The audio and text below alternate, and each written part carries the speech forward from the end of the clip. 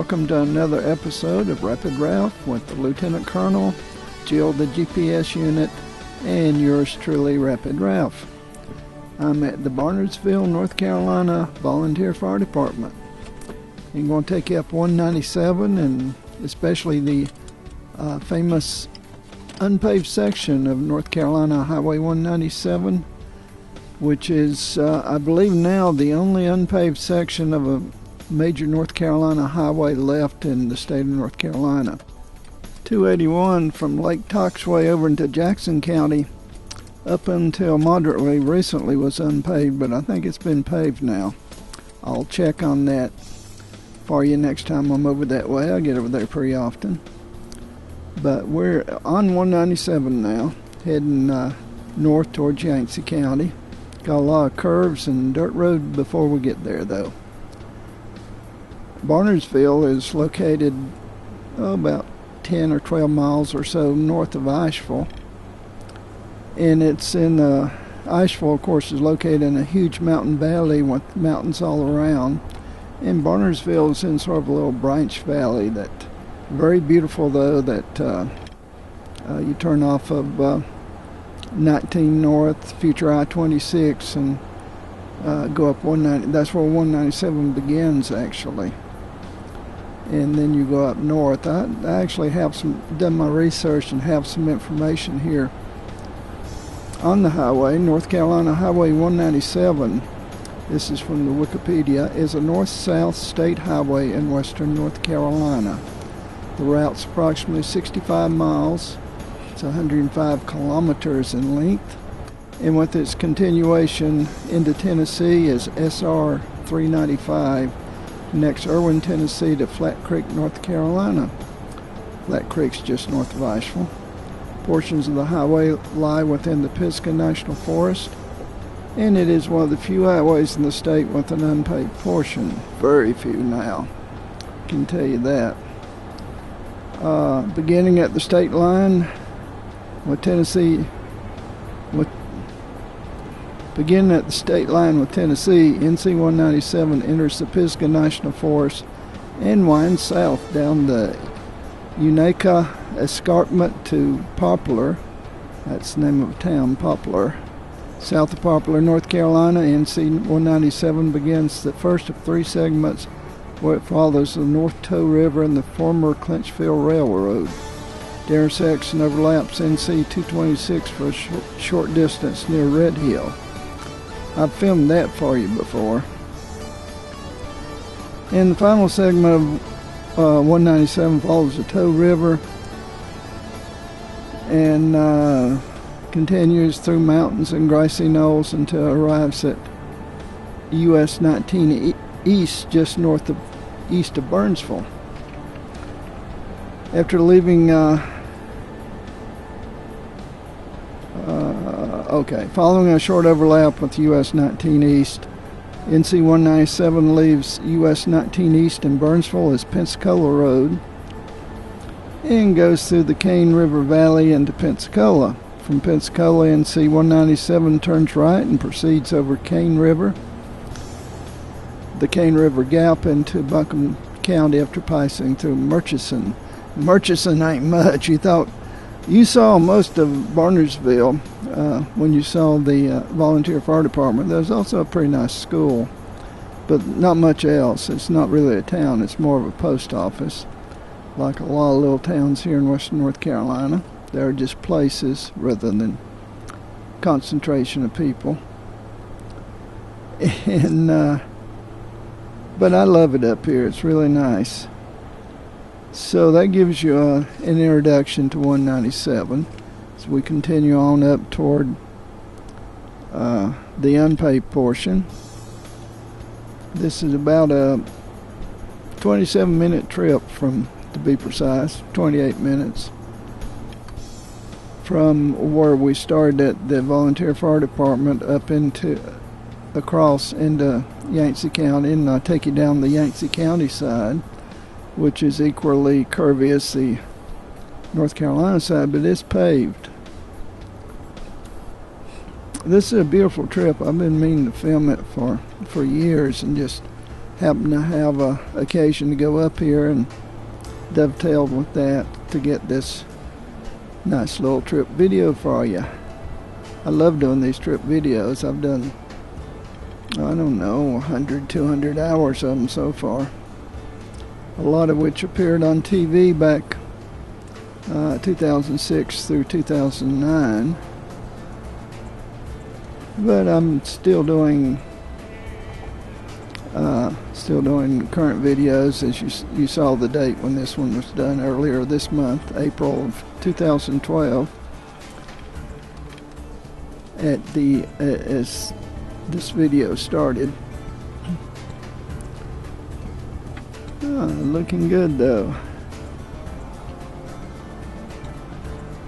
There's a Lieutenant Colonel driving on North Fork Road, but it's really 197. I'm not actually using the GPS because the GPS actually didn't know where I was going, but I do. Is that it doesn't follow the road that closely. After we get up on the dirt portion, it's considerably off of it. So not even the GPS knows where I'm taking you this time. And I think you're going to find it interesting. Okay, now we just hit the dirt portion. And this is in better shape than the last time I was up through here, although it's still a little rough. This is a one-lane road. Essentially, you gotta be careful when you meet someone. You give them plenty of room to pass, or as much as you can on these narrow roads. And the drop-off, especially after we get up in elevation a little bit, is rather severe. If you look down the lower right of the GPS, you can see how fast I'm going. Usually less than 20 miles an hour. I'm up to a blazing 21 miles now. Oops, I dropped back some. Also over on the left is the direction I'm going, northeast at the moment. And it still thinks I'm on North Fork. North Fork is the local name for this road. Look at how winding the road is, also the orange line on the GPS. We're continuously going up in elevation. Yes, we're back on paved road, but it's only for about 40 or 50 feet. I don't know why it's there, but that's light. We'll see pavement for a while. But look how curvy that road is. All those switchbacks as we go up in elevation. And I'm up to 24 miles an hour. This road really has been scraped and worked on since last time I was through here. Before then, it was what we call washboard, just all sorts of little ripples in it from washing out, and you'd be bouncing a lot more than we are at the moment. Although it's not real smooth, but it's still drivable. Not much dust or anything, which is good. So far I haven't met anybody other than that one truck we saw parked, but since I'm doing this voiceover after the fact of the trip, I can tell you that I do meet some people. Not very many, but some. There's some mountain laurel there on the side. That's what that greenery is. Very plentiful plant up at the higher elevations up here. Side swing. Look at that curve I'm negotiating. GPS is Jill. She's having trouble keeping up with this.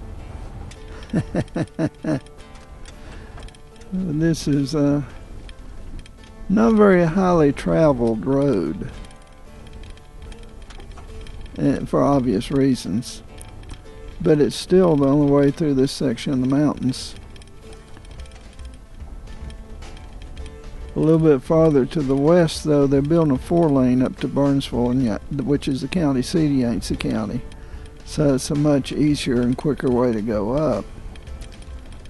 In fact, when I decided when I was coming home to go on into Burnsville, down through Pensacola and the aforementioned large city, look how far off the road she has us. Jill, that ain't right, girl. But I decided to go mention big city of Murchison, which is one old store that hadn't been opened in decades. And to go down that way in Burnsville and back down the future 4-lane into Mars Hill, and where I hit future I-26. A lot of the roads we have here in the mountains are still in the future. But we have some good roads. It's a whole lot better now than it was when I was growing up. There's a car. Oh my goodness. And I waved at him. That's a mountain tradition. We call it throwing up your hand. And that's quite often done out in the counties, in the rural areas where people are more friendly. Of course, in Asheville, which is a more metropolitan mixture of people from all sorts of places, they don't know what we're doing. They don't understand that. And that's their loss. So mountain traditions are still nice. Okay, still climbing. Look at that curve I'm going through there. These are called, again, switchbacks because they're meandering around because it's far too steep to go straight up the grade, so you have to take a long way around.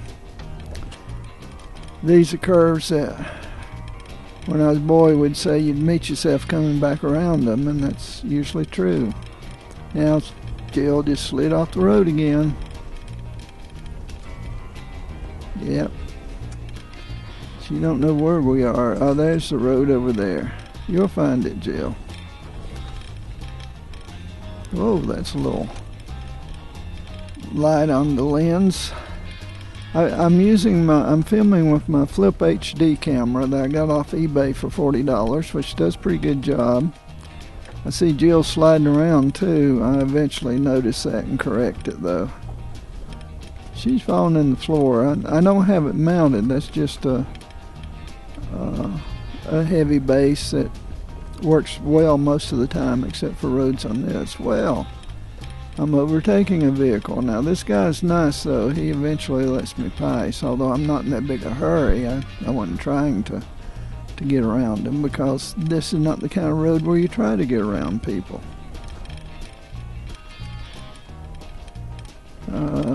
What causes those washed out areas in filming those, when light comes back and hits the little lens of the camera, it just blooms out and can't handle it. But I have the Flip HD mounted right behind my right shoulder on the headrest, on the back seat. Yeah, on the headrest. It's got a little mount that comes out from the two pillows that hold up the headrest, and it works quite well.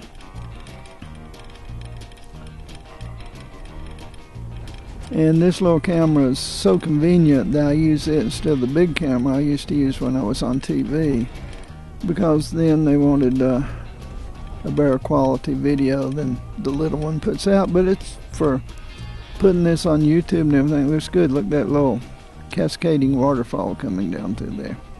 That's nice. That's the headwaters, I believe, of the Ivy River, which is much larger by the time you cross it on future I-26 down near Mars Hill.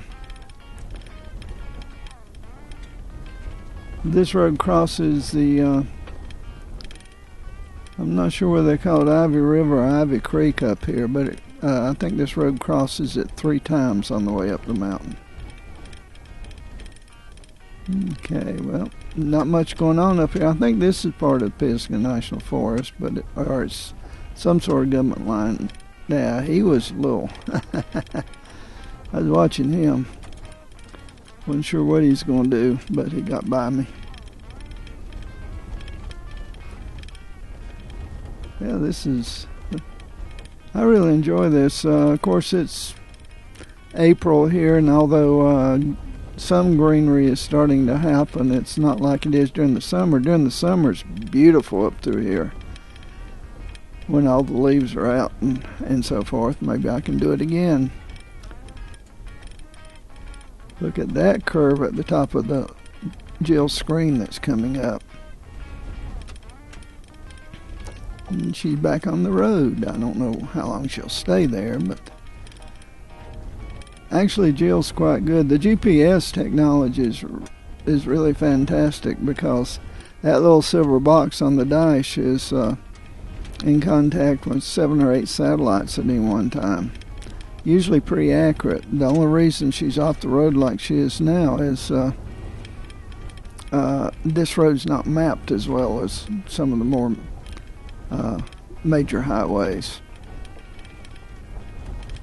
But it's pretty close.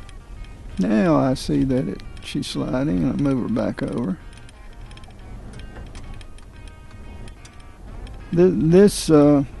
I've got this mounted on the seat for a reason. It's because it doesn't show the bouncing as badly as if you have it mounted on, say, the dash, which was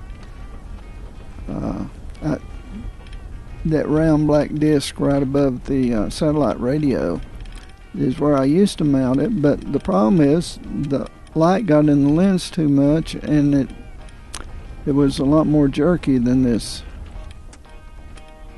So mounting it behind the seat keeps the lens shaded most of the time, and also a lot smoother. You can tell I'm bouncing. Now I'm dropped down to, well, now I'm back up to 20.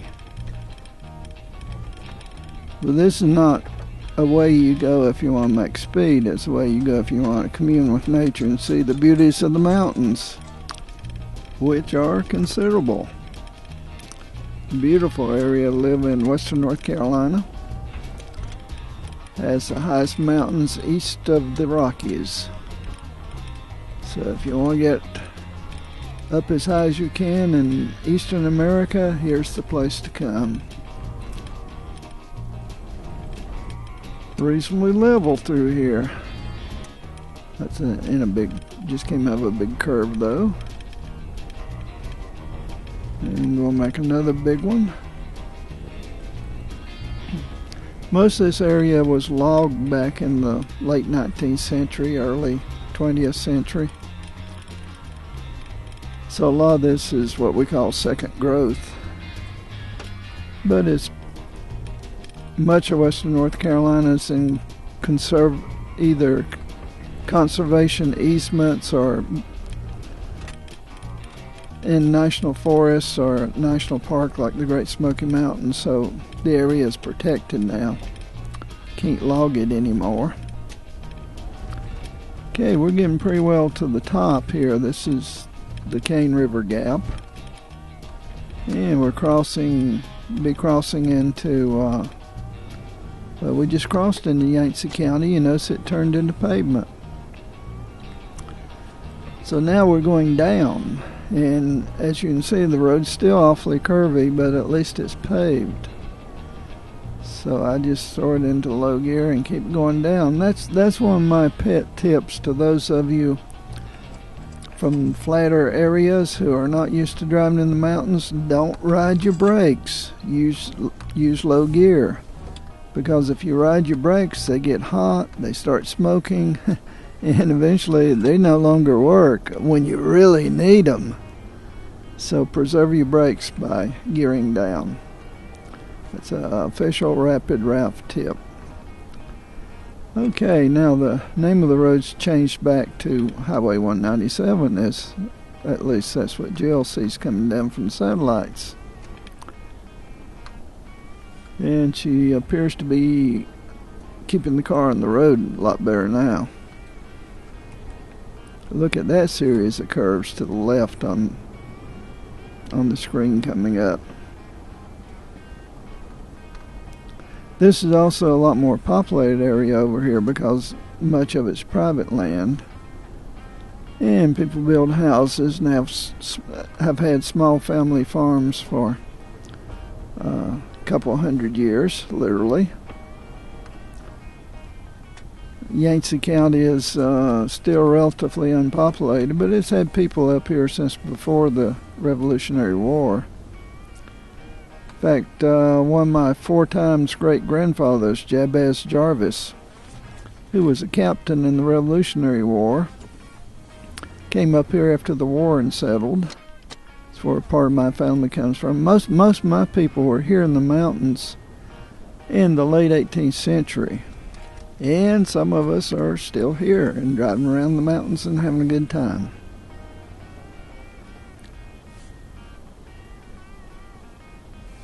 This is a beautiful drive. I've said that before, but I never tire driving around the mountains. It's always so much fun. Much more interesting than driving down through southern Georgia or eastern South Carolina or somewhere like that where it's flat. And I like mountain driving.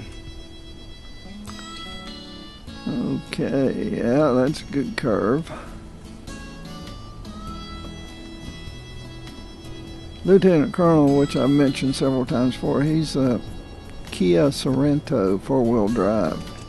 Why I say 4-wheel drive, shock and awe. Shock and awe on 4-wheel drive, to be precise. And I go a lot of places in the mountains where 4-wheel drive is necessary if you want to get up a really steep mountain road.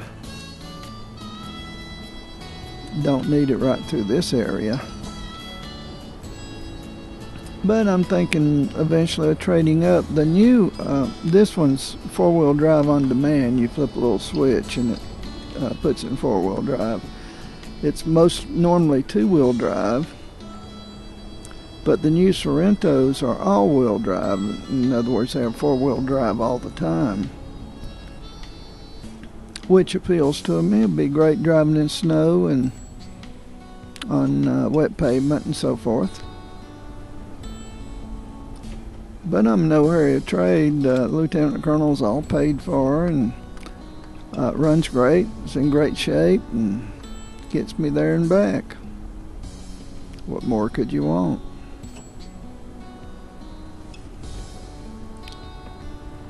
So again, we're going down the hill, down the mountain. We're losing altitude maybe even faster than we're regaining it over on the Buncombe County side.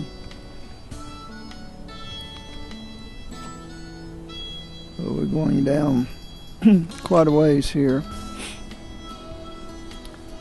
And we have, let's see, looking at my timeline here in my editing program, we've done about 23 minutes on this trip, and it goes to 27:58, 27 minutes and 58 seconds.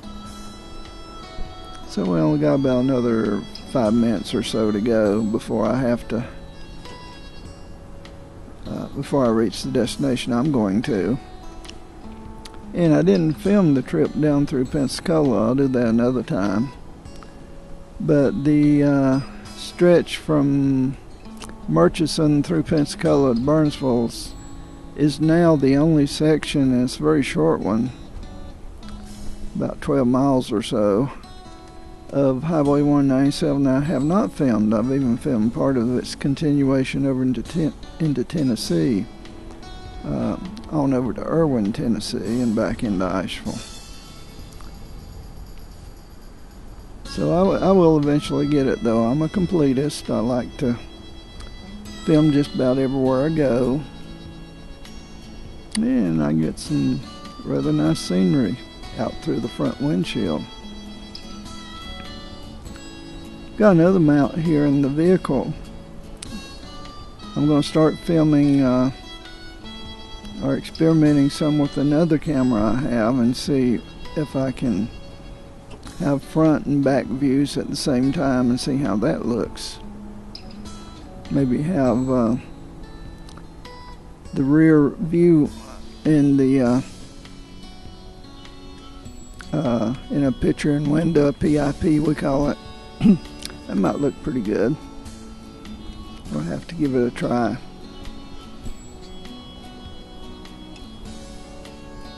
Okay, still going down.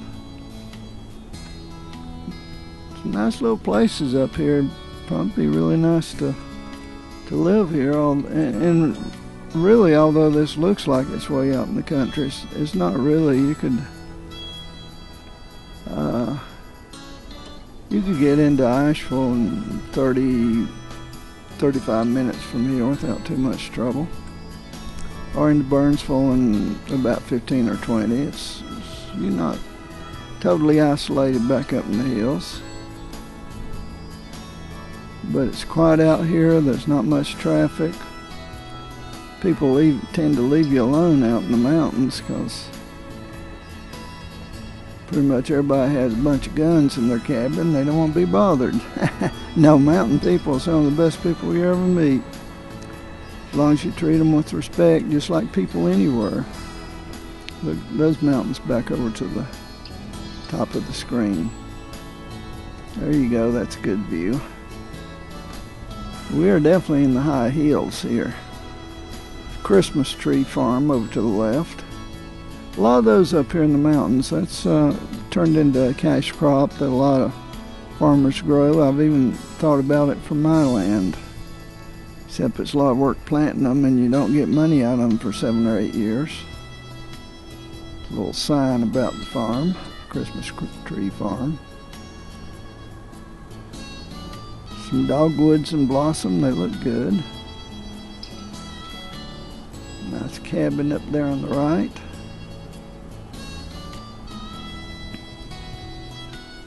So we're at 26 minutes and 29 seconds.